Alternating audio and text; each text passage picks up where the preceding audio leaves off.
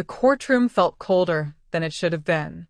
Not the kind of cold you fix by turning up the heat, but the kind that settles deep inside your chest and refuses to leave. I stood there, hands clasped tightly in front of me, trying to steady the tremble in my fingers. Across the room sat my 7-year-old grandson, Noah. His feet barely touched the floor as he swung them nervously, his small sneakers tapping against the bench.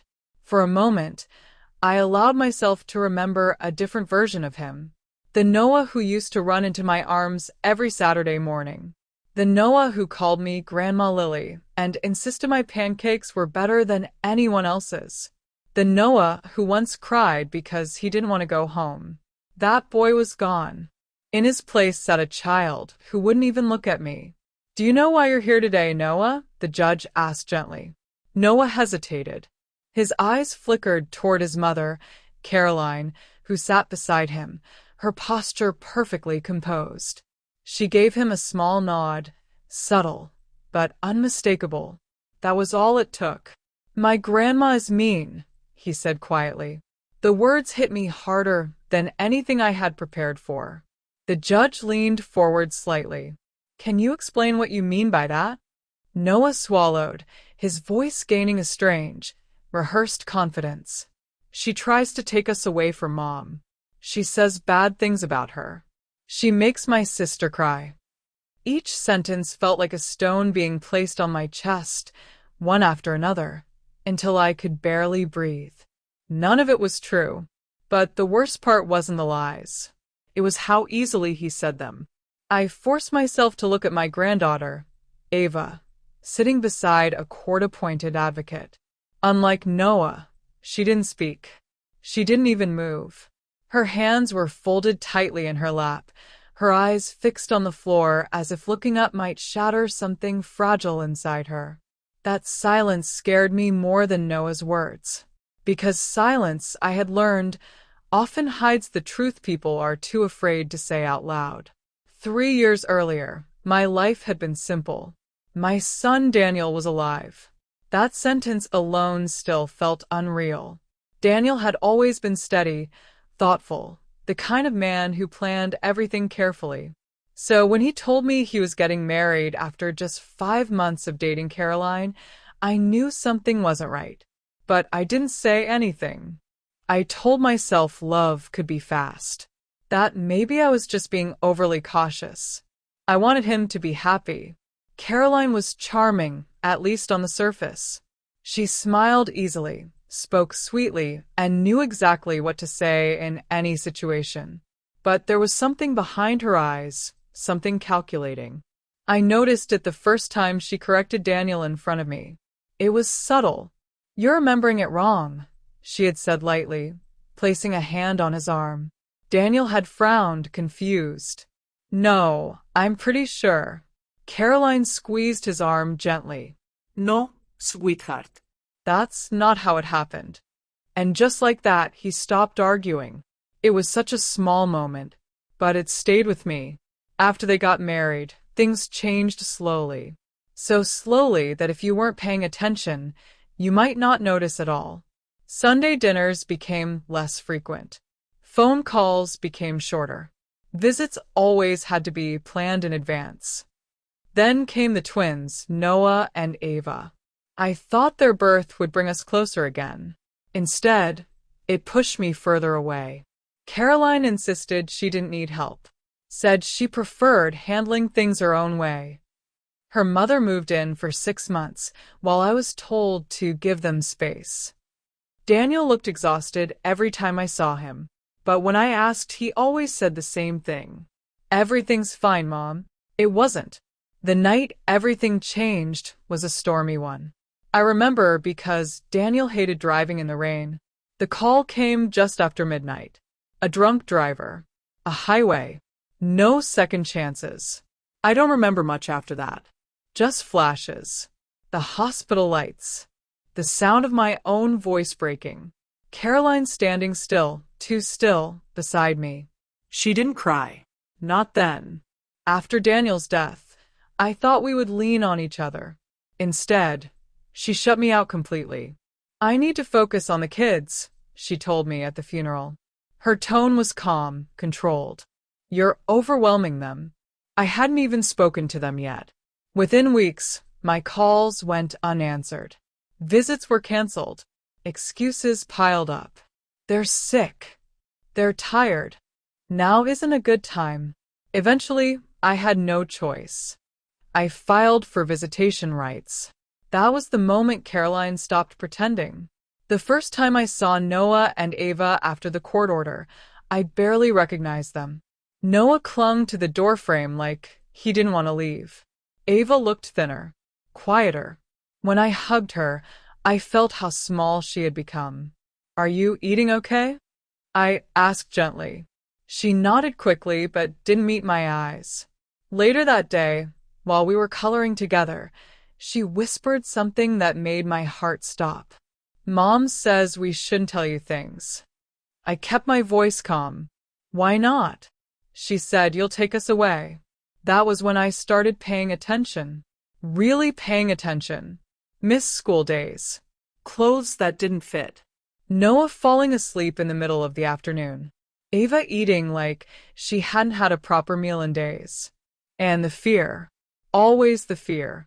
The moment I knew I couldn't stay silent came on a Tuesday afternoon. I had picked Ava up for our scheduled visit. She was unusually quiet. When we got home, she went straight to the bathroom. A few minutes later, I heard her crying. When I knocked and asked if she was okay, she hesitated, then slowly opened the door and lifted her sleeve. The bruises were unmistakable, finger-shaped, Dark. Fresh. My heart dropped into my stomach. What happened? I asked softly. Her eyes filled with tears. I was being too loud. Who did this? She shook her head violently. I'm not supposed to say. That was it. That was the moment everything changed. Back in the courtroom, I stood as my attorney called my name. Lillian Carter, she said. Please take the stand. My legs felt heavy as I walked forward. I didn't look at Caroline. I couldn't. If I did, I might lose my composure. And I couldn't afford that. Not today. Not when everything depended on what happened next. As I sat down, I glanced once more at Noah. For just a second, our eyes met. And in that brief moment, I saw something behind the fear. Confusion. Doubt. A child who wasn't entirely sure the words he had spoken were true. That was enough. Enough to give me strength. Enough to remind me why I was here. No matter what they said about me, no matter how much they had been taught to fear me, I would not stop. Because those children didn't need a perfect grandmother. They needed someone willing to fight for them. And I was ready to do exactly that. If someone had asked me when I first realized something was truly wrong, I wouldn't have been able to give them a single moment. It wasn't one event. It was a slow unraveling, a series of small, quiet warnings that built into something impossible to ignore. Looking back now, I see how carefully everything had been hidden in plain sight, like cracks beneath fresh paint. After the court granted me limited visitation, I clung to every minute I was allowed with Noah and Ava. Those weekends became the only time I could truly observe them without Caroline hovering too closely, controlling every word, every movement. At first, I tried to convince myself that I was overthinking things. Grief can do that. It can twist your perception, make you see danger where there is none. But deep down, I knew this wasn't grief. This was something else. The first thing I noticed was how hungry they always were. It wasn't normal childhood hunger, not the kind that comes after playing all day. It was urgent, almost desperate. The first Saturday they stayed with me after months apart, I made a simple breakfast, eggs, toast, fruit. Before I could even sit down, both of them were already eating, fast and silent, like they were afraid the food might disappear if they didn't finish it quickly. Noah didn't even complain about the eggs, which used to be his least favorite. Ava asked, in a voice so small it barely sounded like her, if she could have more. Then more again. I told myself maybe they were just growing, that children go through phases. But when I found granola bars hidden in Ava's jacket pocket later that day, carefully wrapped in a napkin like something precious, my stomach twisted. Kids don't hide food unless they're afraid they won't have it later. Then there were the clothes. At first glance, nothing seemed terribly wrong. But when you looked closer, the details told a different story. Shirts that were too tight around the shoulders. Pants that stopped awkwardly above their ankles. Shoes with worn soles that tilted slightly when they walked. Ava's hair was often tangled, as if it hadn't been brushed properly in days. Noah once showed up in a sweatshirt despite it being warm outside, and when I gently asked if he was hot, he shrugged and said, "Mom says it's fine." These weren't dramatic signs. No one walking past them on the street would immediately call it neglect. But to me, they were loud. Their behavior changed too. Noah, who had once been energetic and talkative, became quieter, more cautious. He watched everything before reacting, as if he were constantly trying to predict what was expected of him. Ava was even more concerning. She flinched at sudden movements, even something as harmless as me reaching for a glass. She apologized constantly for spilling juice, for speaking too loudly, for asking questions. One evening, she apologized for laughing. That was the moment that sat with me long after they went to bed. Children shouldn't feel the need to apologize for joy. I started writing everything down. At first, it felt excessive, almost paranoid. I kept a notebook in the kitchen drawer and jotted down small observations, what they ate, how they behaved, anything they said that seemed unusual. Dates, times, details. I told myself it was just to keep track, to reassure myself that I wasn't imagining things. But as the pages filled, a pattern began to emerge, one that made it impossible to stay silent. The school became my next source of truth. I still had the right to attend parent-teacher meetings, even if Caroline clearly resented it. That's how I met Miss Harper, their teacher. She was kind, soft-spoken, but there was a tension in her posture when she realized who I was.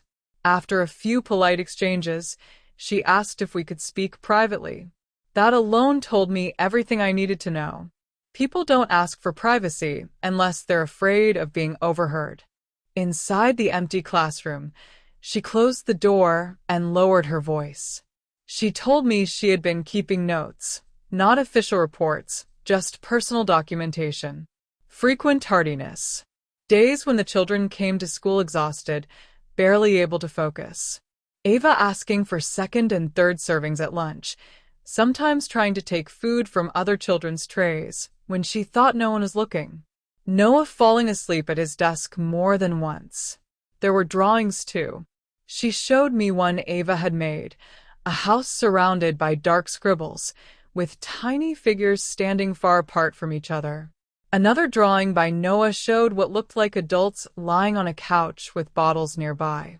"I can't prove anything," Ms. Harper said quietly, "but I've been teaching for over 2 decades. This doesn't feel right." I could see the conflict in her eyes, the desire to help battling with fear of consequences.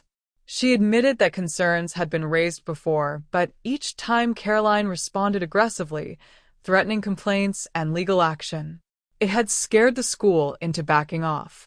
Still, she slid a folder toward me, copies of everything she had documented.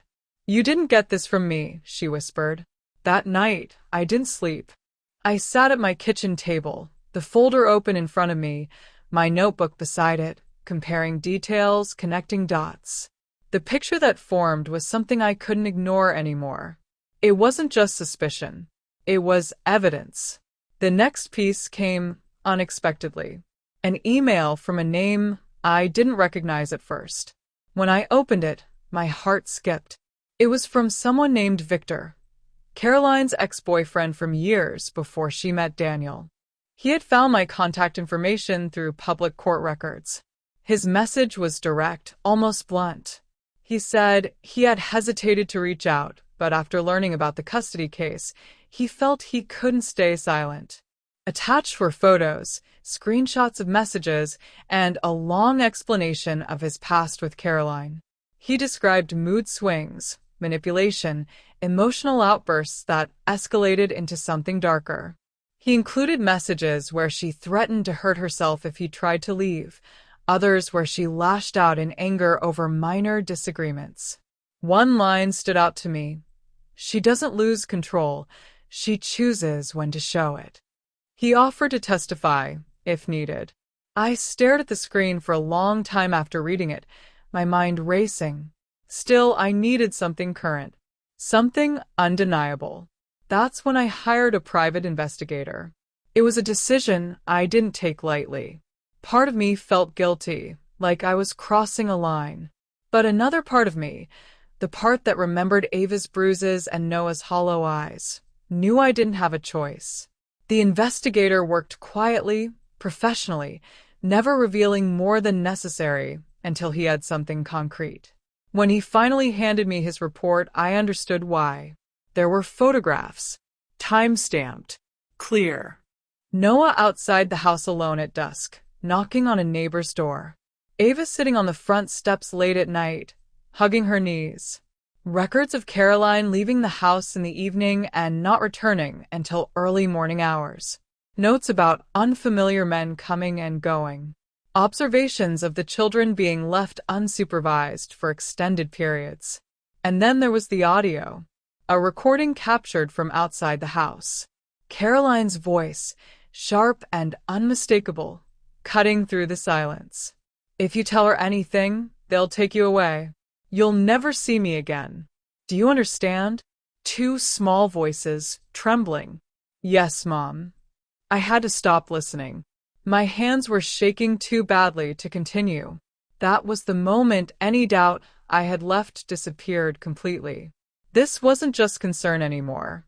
This was danger. I gathered everything, my notes, the school records, the email, the investigator's report, and brought it to my lawyer. She read through it slowly, her expression growing more serious with each page. When she finally looked up at me, there was no hesitation in her voice. "This is enough to act," she said. "But you need to be prepared.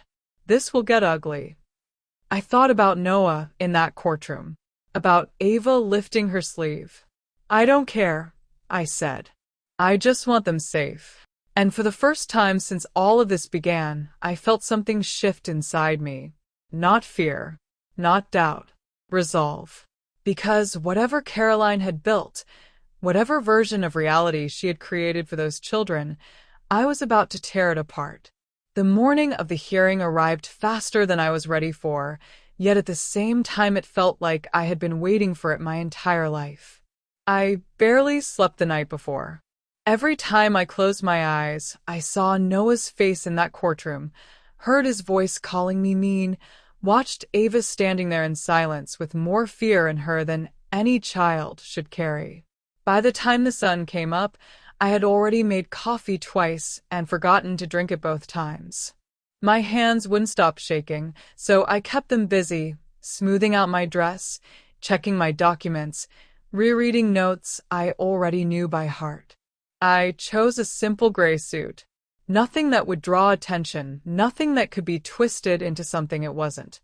I tied my hair back the way Daniel used to say made me look stronger, though I wasn't sure I felt strong at all. Before leaving the house, I stood for a moment in the hallway, staring at the framed photo of him holding Noah and Ava as babies. He looked so proud in that picture, so certain that he was building something safe for his children.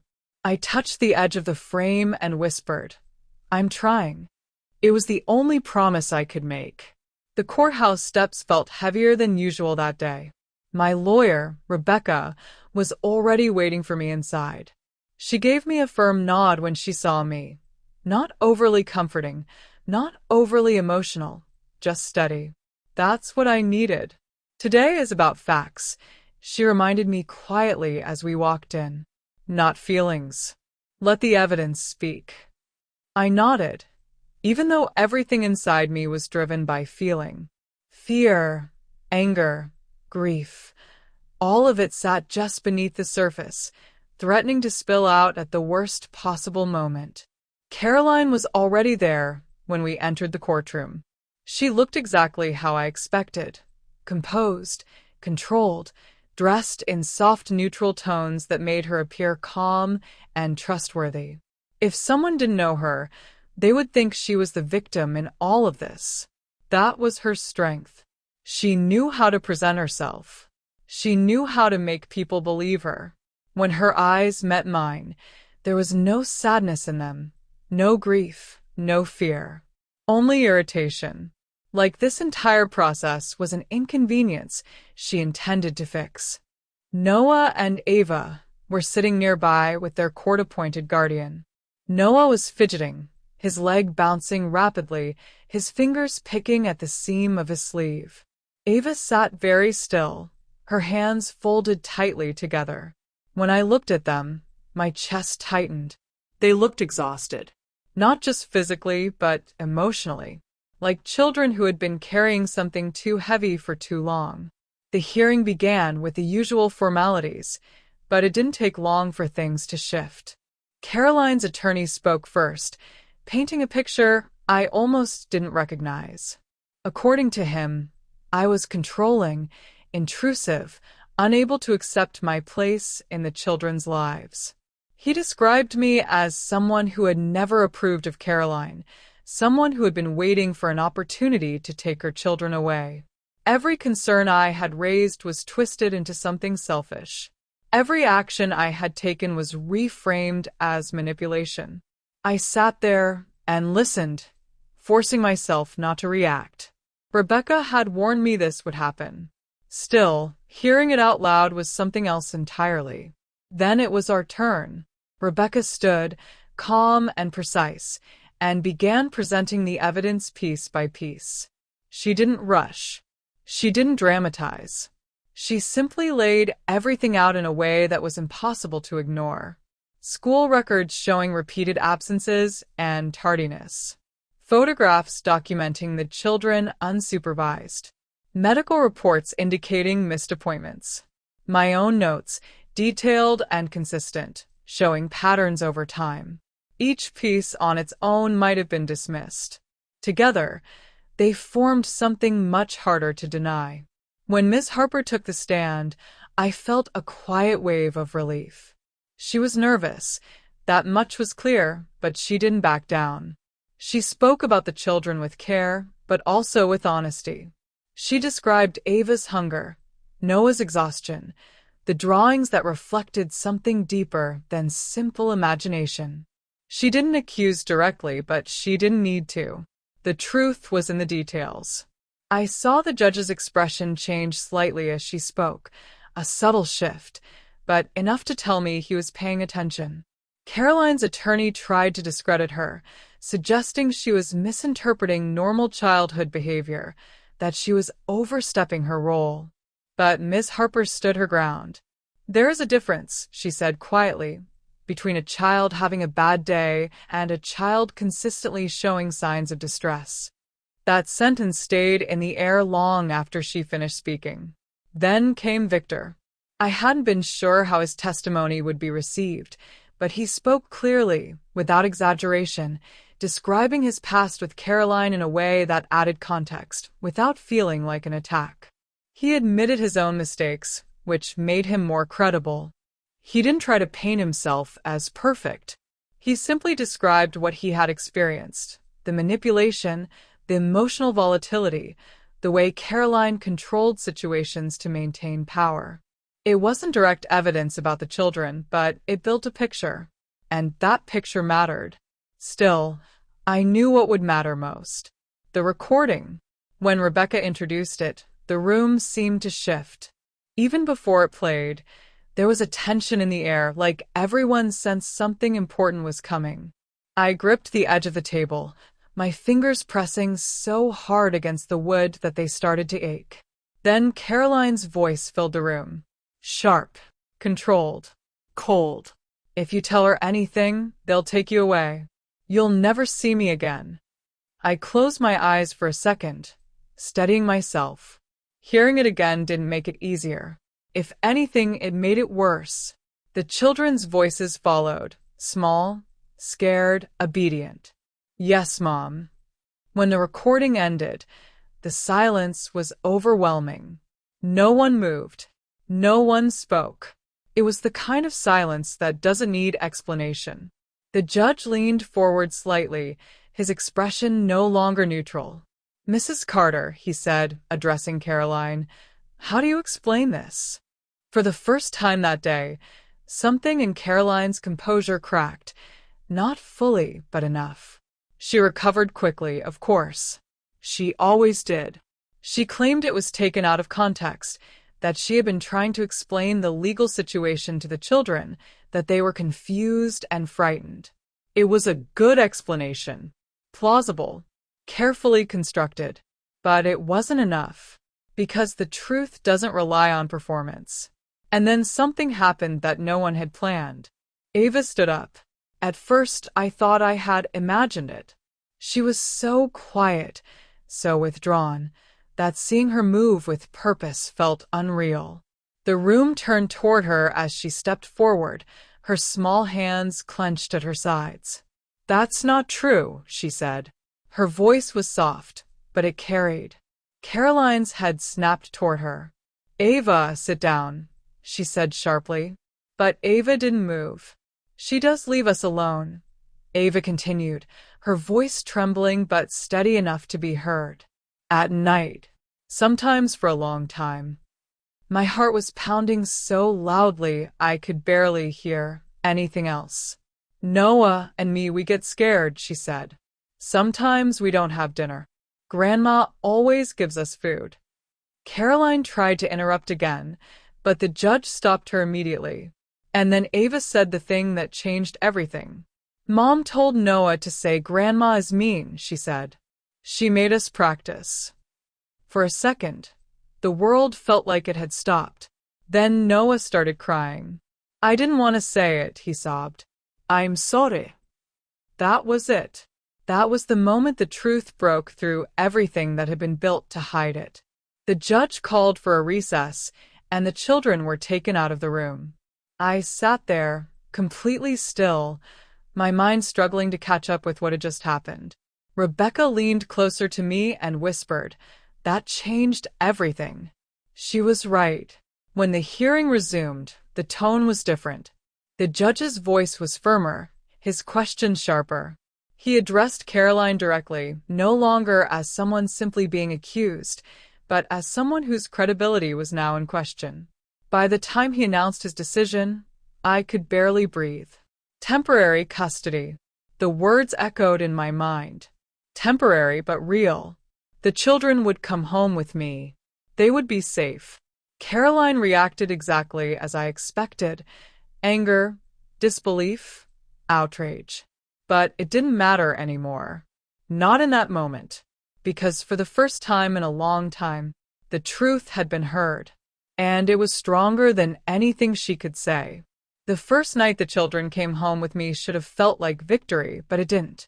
It felt fragile, like holding something that could break if I moved too quickly. As we walked into the house, Ava stayed so close to me that her hand never left my sleeve, while Noah lingered a few steps behind, watching everything carefully, like he was entering unfamiliar territory. This had once been a place of laughter and sleepovers, of pancakes on Saturday mornings and toys scattered across the living room, but now it felt new to them again, almost like they didn't fully trust that they were allowed to be there. I had prepared their rooms in advance, trying to recreate the comfort they used to know. Noah's bed had the same dinosaur sheets he loved, and Ava's shelves were filled with her favorite storybooks and soft toys. I even found the old nightlight shaped like a moon that she used to insist on keeping beside her bed. But as they stood in the doorway, neither of them reacted the way I expected. No excitement, no running inside. Just hesitation. You can pick whichever room you want to sleep in tonight, I said gently, trying not to overwhelm them. Ava shook her head immediately. I want to stay with you. Noah didn't say anything, but he didn't argue either. That told me everything. Dinner was simple: pasta, bread, and fruit. Nothing fancy, nothing that could feel unfamiliar. Still, the way they ate made my chest tighten again. Not as rushed as before, but still cautious, like they were measuring how much was safe to take. Ava asked if there would be breakfast in the morning. I smiled softly and told her there would always be breakfast. Always lunch. Always dinner. The word always seemed to settle something in her, even if just a little. That night was harder than I expected. Ava refused to sleep alone, so I made a place for her beside me. Noah insisted he was fine in his own room, but I noticed his door stayed open, the hallway light left on. Around midnight, I heard footsteps. When I opened my door, he was standing there, clutching his blanket. "Can I sleep here too?" he asked quietly. I didn't answer with words. I just pulled him into a hug and made space. 3 of us in one bed, none of us really sleeping. But at least we were together. The next few days were about routine. Not big changes, not overwhelming adjustments, just small, steady steps. Waking up at the same time, eating meals together, walking to school, sitting at the kitchen table for homework. It sounds simple, almost insignificant, but for them it was something entirely new. Stability isn't loud. It doesn't demand attention. But when you've lived without it, you feel its absence in everything. The school noticed the difference quickly.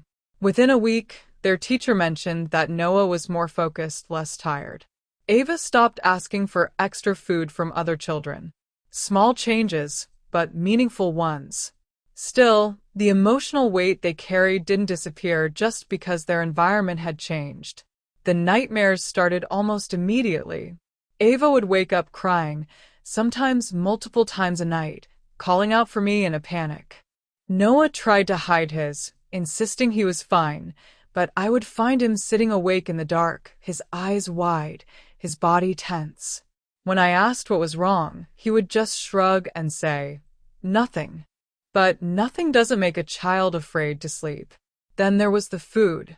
At first, I didn't notice it, but one afternoon, while changing Ava's sheets, I found wrappers tucked under her pillow. Granola bars, crackers, even a piece of bread wrapped carefully in a napkin. My heart sank. I didn't confront her right away. Instead, I made a quiet decision. That evening, I placed a small basket in her room filled with snacks and told her she could have them any time she wanted. No asking. No limits. She looked at me like she didn't quite believe it. "Any time?" she asked. "Any time," I repeated. The next morning, the wrappers were gone from under her pillow. Trust doesn't come all at once. It comes in moments like that. Noah struggled in a different way. His emotions came out in bursts: frustration, anger, sudden tears. He didn't understand himself. One afternoon, he knocked over a chair during homework and immediately froze, his face pale like he was bracing for something. For punishment. For yelling. For something he had learned to expect. Instead, I knelt beside him. "It's okay," I said calmly. "Chairs can be picked up." He stared at me, confused. "You're not mad?" he asked. "I'm not mad." He didn't believe me right away. I could see it in his eyes. But over time, as those moments repeated without anger, without fear, something in him started to soften. The hardest part, though, was the visits with Caroline. They were supervised as ordered by the court, but that didn't make them easy. Every time the children returned, there was a shift. Ava became clingy again, quieter. Noah became distant, withdrawn. Caroline brought gifts, expensive ones, toys, clothes, things meant to create excitement and loyalty. She made promises too. "Soon you'll come back home," she would say. "This is just temporary." I could see the confusion it caused. They loved their mother. That hadn't changed. And it wasn't my place to take that away from them. But love doesn't erase fear, and it doesn't fix what had been broken. The therapist, Dr. Reynolds, helped me understand that. She worked with the children twice a week and met with me regularly to guide me through everything I didn't know how to handle. "You're not replacing their mother," she told me during one session. "You're giving them something they haven't had: consistency. That's what they need most." It sounded simple when she said it, but living it was something else. There were days I questioned myself constantly, wondered if I was doing enough, if I was saying the right things, if I was helping or somehow making things harder. But then there were moments, small, quiet moments, that reminded me we were moving forward. Like the first time Ava fell asleep without checking if I was still in the room. Or the day Noah laughed, really laughed, at something silly during dinner. Or when neither of them asked if there would be food tomorrow. Those moments mattered more than anything. Weeks turned into months. Slowly, the fear that had been part of their everyday lives began to fade. Not completely. Healing doesn't work that way, but enough to make space for something new. Safety. Real safety.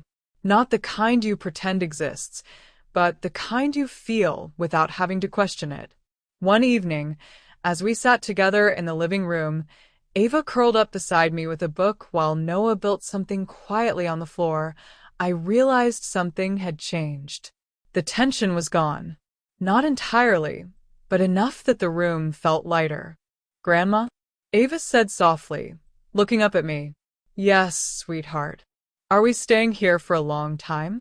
I looked at both of them, really looked, and chose my words carefully. "We're staying together," I said. "That's what matters." Noah didn't say anything, but he glanced up for a second, then went back to what he was doing. That was his way of accepting it. That was his way of trusting. And in that moment, I understood something I hadn't before. This wasn't just about winning a case. It wasn't just about proving something in court. It was about rebuilding something that had been broken piece by piece. And that kind of rebuilding doesn't happen in a single moment. It happens slowly, quietly, one safe day at a time. Time didn't fix everything, but it gave us something just as important: space to breathe. The kind of space where fear slowly loosens its grip, where silence doesn't feel heavy anymore, and where laughter can return without hesitation. By the time we reached the final court hearing, nearly 4 months had passed since the day the judge granted me temporary custody. 4 months of routines, of small victories, of setbacks and progress woven together into something that finally began to resemble a life again. The children were different. Not completely. There were still shadows, still moments when old fears resurfaced, but they were no longer living in constant tension. Noah slept through most nights now, though he still preferred his door open. Ava no longer hid food, and sometimes she even left things unfinished on her plate, something that had once felt impossible. Their teacher told me they were more engaged in class, more social, more like children should be. Those words meant more to me than any legal argument ever could. But the court date loomed over everything like a final test. No matter how much progress we had made, it could all be undone with one decision. The morning of the hearing felt different from the first one. I was still nervous. That never really went away, but the fear was quieter, steadier. I wasn't walking in unsure anymore. I knew what we had built. I knew what the children needed. And most importantly, I knew the truth had already begun to reveal itself. Caroline was there, just as composed as ever, but something about her had changed. It was subtle, but I could see it. The confidence she once carried so easily had cracks in it now. Not gone, but weakened. Over the past months, she had been required to attend supervised visits, parenting classes, and therapy sessions. From what I had been told, her participation was inconsistent. Sometimes cooperative, sometimes resistant. Always controlled when it mattered most, but not enough to erase the concerns that had been raised. The children sat with their guardian again, but this time was different too. Noah glanced at me when I entered and gave a small, almost hesitant nod. Ava didn't hesitate at all. She stood up and walked over to me, wrapping her arms around my waist. That simple gesture said more than anything that would be spoken in that courtroom. When the hearing began, it moved quickly compared to the first one. The evidence had already been presented before. Now it was about evaluation, reports from Child Protective Services, updates from the therapist, observations from supervised visits. One by one, the professionals involved spoke. Not with emotion, not with accusation, but with clarity. The CPS report confirmed neglect. Not in dramatic language, not exaggerated, but in undeniable patterns, lack of supervision, inconsistent care, exposure to unsafe environments. Dr. Reynolds spoke about the children's emotional state when they first came to me, the anxiety, the fear, the learned behaviors that indicated prolonged stress. She also spoke about their progress. The word she used stayed with me: stabilization. It sounded clinical, but to me, it meant everything. Caroline's attorney tried to argue that she was improving, that she deserved time, that removing the children permanently would be harmful. And maybe, in some version of reality, that argument could have worked, because the truth is, she was their mother. And children don't stop loving their parents just because they've been hurt by them. But love isn't enough to keep a child safe. That was the difference. When the judge finally spoke, the room felt impossibly still. He acknowledged everything, the efforts made, the progress seen, the concerns that remained. He didn't rush. He didn't dramatize. He simply laid out the reality of the situation in a way that left no room for misunderstanding. Full custody. The words settled slowly, like something I needed time to fully understand. Not temporary. Not conditional in the same way as before. Permanent, with structured visitation for Caroline, supervised with requirements she would need to meet if she wanted to change that in the future. Caroline reacted immediately, her composure breaking in a way I hadn't seen before. Anger, disbelief, frustration, all of it surfaced at once. But this time, it didn't shift anything. The decision had already been made. I didn't feel victorious. That's the part people don't always understand. I felt relief. Deep, overwhelming relief. Because this wasn't about winning. It was about knowing without doubt that the children would not have to go back to what they had lived through. That evening, we didn't celebrate in any grand way. There were no big announcements, no dramatic moments. Just the three of us at home, sitting around the kitchen table, eating dinner like we had every night for the past few months. Normal. That's what it was. And for us, normal was everything. After dinner, Noah helped me clear the table while Ava sat nearby drawing. At one point, she looked up and asked, "Does this mean we're staying here for real now?" I paused for a second, then nodded. "Yes," I said. "This is your home." She smiled, not the cautious, uncertain smile I had seen before, but a real one, the kind that reaches the eyes. Noah didn't say anything right away. He just kept drawing the same plate a little longer than necessary. Then, quietly, he said, "Dad would like it here." That was the moment that nearly broke me. Because he was right. Daniel would have wanted this. Not the circumstances, not the pain that led us here, but the outcome. The safety. The stability. The chance for his children to grow up without fear. Later that night, after they had gone to bed, I sat alone in the living room. The house was quiet, but not empty. There's a difference. For the first time in a long time, the silence felt peaceful instead of heavy. I thought about everything that had happened, the courtroom, the accusations, the evidence, the moments that felt impossible to get through. And I realized something I hadn't allowed myself to fully accept before. We had made it through. Not perfectly. Not without scars. But we had made it. The journey didn't end there, of course. Healing isn't a finish line. There were still challenges ahead. Continued therapy, complicated emotions around their mother, questions that would come as they grew older and understood more. But we had a foundation now. Something solid. Something real. A year later, life looked different in ways I once thought impossible. The children had settled into routines that felt natural, not forced. They had friends in the neighborhood, favorite subjects at school, small arguments over things like toys and bedtime, normal childhood things that once felt so far away. Caroline remained in their lives, but in a controlled, structured way that no longer disrupted their sense of safety. One afternoon, while we were working in the garden Daniel had once helped me plant, Ava looked up at me and asked, "Grandma, do you remember when I said you were mean?" I smiled slightly. Ido. She frowned, thinking. That wasn't true. "I know," I said gently. Noah, who had been nearby, added without looking up, "You're not mean. You just don't let bad things happen." I didn't know what to say to that, because somehow, in the simplest way possible, he had understood everything. Not as a legal battle, not as a complicated situation, but as something much clearer. Someone had to step in. Someone had to protect them, and in the end, that's exactly what I did.